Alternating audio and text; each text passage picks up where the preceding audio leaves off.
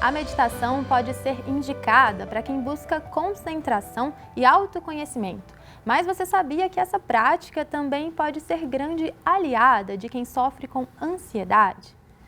Pois é, mas quando falamos de meditação, muitas vezes o difícil é saber por onde começar. Por isso, eu converso agora com a instrutora de Mindfulness, Elad Capai, que explica quais são os benefícios da meditação para a nossa saúde mental. Elad, é um prazer ter você aqui no De Bem com Você. Eu que agradeço, estou muito honrada com o convite. Elad, como que a gente pode definir a meditação, né? O que é meditação? Qual que é o propósito? Tá, a meditação, na verdade, é você estar no aqui e agora, né? E aí já fazendo uma diferença entre a meditação e o mindfulness, né? Que é o caminho que eu mais uso para trabalhar. A meditação, ela sempre existiu, né? Em várias, principalmente na Índia, no Japão, em vários países onde onde as pessoas já nasciam aprendendo a estar presentes, né? E ela não chegava no mundo ocidental justamente porque era uma coisa completamente desconectada da nossa cultura. E o mindfulness chegou agora recentemente, né, final dos anos 70, início dos anos 80, vindo do Zen budismo, mas através de um estudo. Então ela é completamente laica. E a diferença entre o mindfulness e a meditação é que é o seguinte: a meditação é um estar assentado, meditando, prestando atenção no momento presente, cada um com a sua técnica. E o mindfulness é você estar sentado, prestando atenção no momento presente, com várias âncoras, que é prestar atenção em alguma coisa, a sua respiração, no seu corpo, nos sons à sua volta. Mas o que é muito interessante do mindfulness é que ele faz uma ponte com o seu dia a dia, não é simplesmente sentar e meditar. Você leva isso para o seu dia a dia, você vive de forma presente. E isso fez uma diferença muito grande para a sociedade ocidental. Pois é, mas a gente pode dizer então que o mindfulness é um tipo de meditação? Sim, sim. E quais são os outros tipos, né, que existem? Tá, eu vou dizer alguns que são mais famosos. Tem a Vipassana, que é um tipo de meditação que você já começa ficando 10 dias em silêncio em um retiro. Você tem um outro tipo de meditação que é a Transcendental, que é a meditação que trabalha os mantras, dentre várias outras. São inúmeras os tipos de meditação. E uma coisa que eu acho muito interessante é que não existe uma competição entre eu só faço Vipassana, eu só faço Transcendental, o meu caminho é o Mindfulness. Não existe isso. Eles se conversam e tudo bem a gente trabalhar ou participar de um tipo ou de outro, não faz diferença, o resultado vai ser alcançado da mesma forma.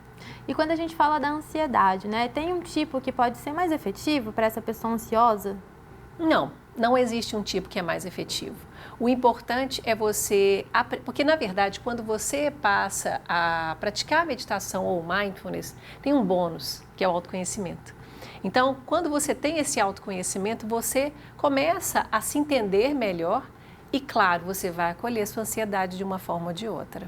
Entendi. E mindfulness é engraçado, né? Eu tive a impressão que eu comecei a escutar mais falar de mindfulness nos últimos tempos. Assim, é real isso? A gente está falando mais sobre mindfulness? Sim, estamos falando mais de mindfulness, principalmente porque o mindfulness tem muitos estudos por trás dele. Ele é muito, muito respaldado cientificamente. Existe uma infinidade de estudos, claro que uma parcela pequena é confiável, mas essa parcela já fez uma grande diferença.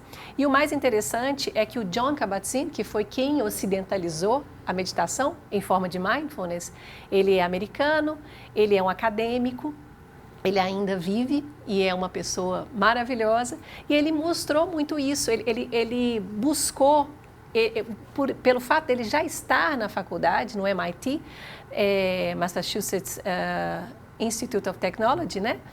O fato dele estar lá, ele já fez muitas conexões, né, com várias pessoas, e ele mesmo começou a fazer o próprio estudo e puxou e abriu o caminho para outros estudos para a gente entender o que acontece no nosso cérebro quando a gente medita. Pois é, porque são vários estudos, né, que tem que mexe mesmo ali no nosso cérebro. Como que isso acontece? Tá, eu vou explicar de uma forma bem simples, que eu gosto muito, usando um símbolo, né, que o neurocientista Daniel, esqueci o nome dele. Não tem Desculpa. problema. É o autor de Cérebro da Criança, Cérebro do Adolescente, Daniel...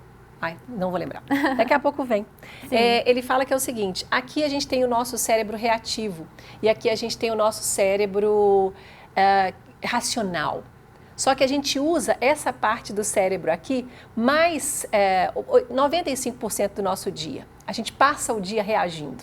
E essa parte aqui em que a gente toma boas decisões, faz boas escolhas, a gente usa apenas 5% do dia. Então, o que acontece? Quando a gente lembra do homem primitivo, ele precisava sair para caçar, então ele já saía armado da sua caverna, né? E aí, o que acontecia? O homem não tinha, esse homem primitivo não tinha essa parte do cérebro, essa parte é nova. Então, ele só usava essa. O nosso cérebro, na verdade, ele existe para reagir, para nos proteger das ameaças. E antigamente a ameaça era o quê? Era uma presa, né? Era a possível caça, um leão ou qualquer outra caça.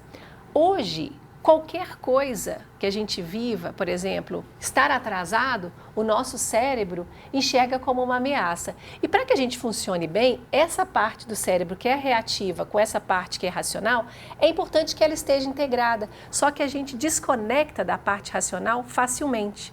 Porque se eu estou atrasada para um compromisso, isso já vai me ativar. E aí eu não vou pensar direito, eu não vou pensar claramente. E aí eu não consigo entrar em contato com a minha parte racional. Minha parte que vai realmente me fazer estar presente. O que eu faço para estar presente? Então, se eu desconectei, eu preciso simplesmente respirar. Então ele faz um exercício, que todo mundo pode fazer em casa, que é fácil, que é isso aqui, ó.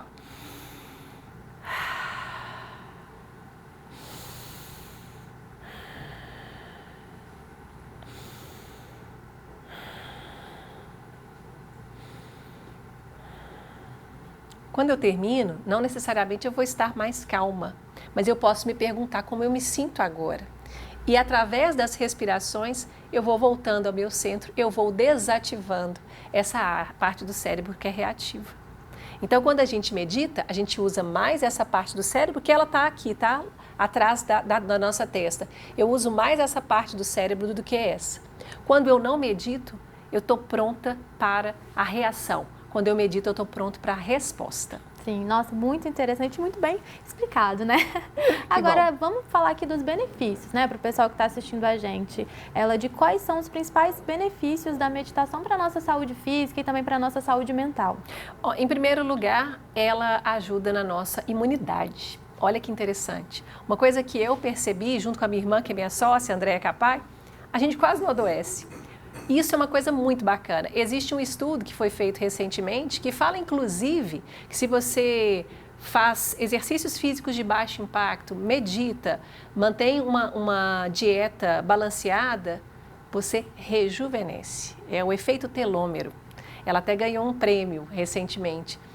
Além disso, a gente fica mais focado, a gente tem condição de se trazer para o presente, então naturalmente você fica mais focado. Vamos usar um exemplo comum hoje, né? Eu preciso mandar uma mensagem para a Nikele. Aí eu chego aqui, tem um tanto de coisa aberta. Aí eu consigo me policiar e falar, peraí, eu não vou olhar nada disso que está aberto. Eu preciso mandar uma mensagem para a Nikele e é lá que eu vou. Então a gente ajuda. A meditação ajuda a gente a fazer essas escolhas. Eu me proponho a estar presente aqui e agora. Você é mais criativo também. Enfim, os benefícios são inúmeros e te traz qualidade de vida. Porque a partir do momento que você escolhe estar presente, né, e você você senta todo dia para estar presente, você está, de certa forma, fazendo a sua poupança para um momento difícil. Muitas pessoas acham. Vou até sair um pouquinho dos benefícios, que me veio um gancho aqui agora. Eu vou meditar para ficar mais calmo. Não necessariamente. A meditação, ela só reflete o dia que você tem. Então, às vezes, você vai meditar e a cabeça está que a gente chama de mente de macaco, monkey mind. Ela está super cheia de diálogos e de planos e você não consegue parar de pensar. Isso está só refletindo o dia que você tem. E aí você fica entre, estou pensando, mas eu posso respirar. Pensando e eu posso respirar. E aí é esse, assim, o efeito, eu imagino, para uma pessoa ansiosa, quando a gente fala que a meditação, ela pode ajudar no controle da ansiedade, por exemplo, Sim, né? Como? exatamente, porque a partir do momento que você aprende a respirar e aprende a entender o que acontece com você, é possível que você acolha a sua ansiedade. Né? Então, o Mindfulness ensina muito que não tem sentimento ruim ou sentimento bom, há sentimentos. Então, se a sua ansiedade está se manifestando, abrace a sua ansiedade. O que significa estar ansioso? É estar, geralmente, no futuro, né? Preocupado com o que vai acontecer. Então, quando você percebe que você está ansiosa e que o seu pensamento está no futuro, você pode entender que isso acontece, respirar e voltar para o momento presente. Identificar onde que isso acontece no seu corpo. Por exemplo, a minha ansiedade, ela acontece aqui, bem na boca do estômago e nas vísceras. Tem pessoas que sentem no coração, na bochecha, não importa. Mas observe aonde que essa ansiedade está, acolha essa ansiedade, respire com ela e entenda que ela vem e que está tudo certo. Mas não é um processo, do jeito que eu estou explicando, parece que é um processo simples. Não exatamente. Cada um vai ter uma trajetória com cada sentimento que vem. E principalmente a ansiedade, a gente lida com ela, entendendo que ela faz parte e não querendo ficar livre dela. E a partir de quanto tempo, né, ela, de que essa pessoa ela vai começar a perceber alguma diferença? Depois de que ela começou a praticar, né, a meditação? Essa é uma pergunta sem resposta, porque vai depender muito da trajetória de cada um, né? Eu mesma, quando comecei a meditar, eu brigava com os pensamentos, eu ficava com raiva deles. Então, os pensamentos vinham, eu ficava com raiva, eu achava que eu não estava respirando direito, ou seja, eu não acreditava no meu processo. Isso atrapalhou um pouco o processo de começar a fluir, mas fez parte desse processo também. Tem outras pessoas que já começam sabendo o que estão fazendo e esse processo vai fluir mais rápido. Então vai depender, tem pessoas que até desistem num determinado momento para começar depois. Então eu não tenho uma resposta objetiva, Exato. é assim ou não. Uhum. Agora, para a pessoa que está assistindo a gente e quer começar a meditar, né? Qual que é a sua orientação assim, do primeiro passo? O que essa pessoa deve fazer? Tá, em primeiro lugar, é importante que essa pessoa traga para a vida dela a respiração. Sempre que tiver assoberbada, com alguma dificuldade, pare e respire. A melhor respiração é a respiração que a gente chama de abdominal, que é a respiração que a gente vem ao mundo fazendo e que depois perde essa capacidade porque o mundo estressante nos faz respirar mais superficialmente. Então, procure trazer a sua respiração mais baixa, mais profunda. Eu não consigo, não tem problema. Só o fato de você já trazer atenção à sua respiração já traz para o seu corpo e para todo o seu sistema nervoso um poder calmante. Depois disso, muitas pessoas acham, eu não consigo parar e ficar sem pensar. Meditação não é isso. É você prestar atenção aos pensamentos que vêm e ter uma postura gentil em relação a isso. E para que isso seja facilitado, comece pelas meditações guiadas. As meditações guiadas ajudam muito. Então você tem no YouTube, no SoundCloud, a gente inclusive tem as nossas meditações gratuitas, que quem está assistindo pode acessar. E tem vários lugares que se pode acessar. Tem vários aplicativos hoje em dia. E depois você vai entrando em contato com o silêncio apenas, com as meditações guiadas, e aí você vai fazer o seu caminho. Mas é possível, então, começar a meditar sozinho, né? Sim, esse é o primeiro passo e depois é importante que a pessoa faça um programa de meditação. O Mindfulness mesmo tem um programa de 8 semanas de Mindfulness, né, que é o primeiro passo.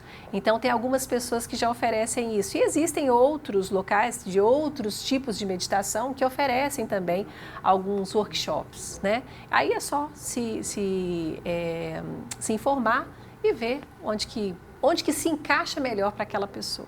E aí eu queria te pedir uma dica, né? Pensando assim, qual que é a estratégia que a gente pode fazer para inserir a meditação na nossa rotina, pensando naquela rotina acelerada também, né? Sim. E qual que é a orientação? Assim, tem um horário do dia que vai ser melhor, até para essa pessoa começar, né? Hoje a gente tem muito uma questão do pensamento acelerado, então muitas pessoas vão dormir com aquele pensamento acelerado. Será que à noite seria o melhor momento? Qual que é a sua orientação? Tá.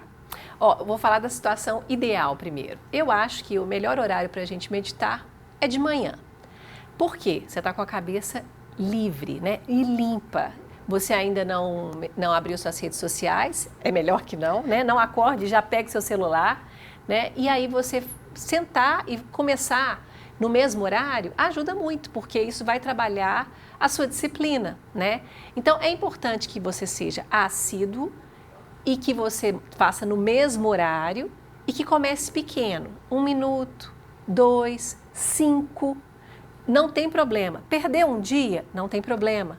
Continua no outro, não desista.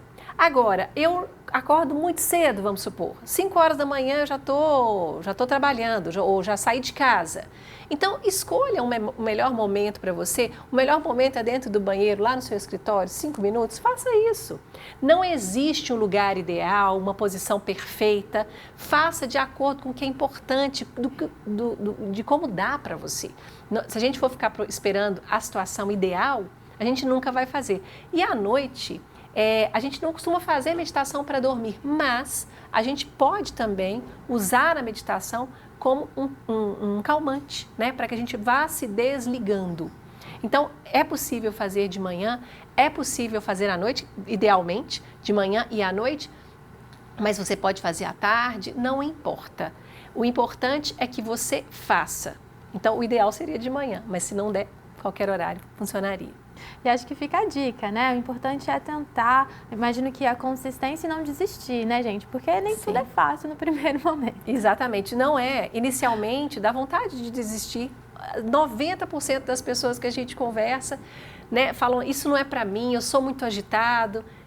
Esqueça isso. Simplesmente confie no seu processo e vá fazendo de acordo com o que é possível fazer.